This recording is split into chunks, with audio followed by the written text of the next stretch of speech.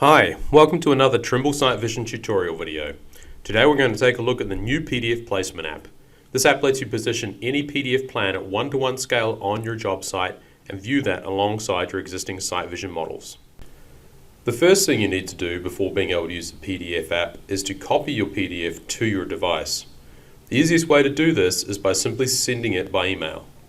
If you tap on an email that contains an attached PDF and then tap on the PDF attachment, you'll see an option to open the PDF with SiteVision. Selecting this option will copy the PDF to your device locally and immediately launch SiteVision. A confirmation message will appear in SiteVision confirming your PDF is now ready to load with the app. Alternatively, you can also copy PDF files manually to your device. These need to be placed in the following location, which can be accessed by plugging your device into your laptop or PC. This can be an easy way to transfer a large number of PDF plans or documents at one time. Once the PDFs are copied to your device, select the PDF placement app from the Central Apps carousel. Select the PDF file from the top drop-down menu. Once the PDF is loaded, you'll see a preview of all the available pages. Scroll to and select the specific page you want and tap Next to continue. The next step is to align and scale the PDF from a pair of known points.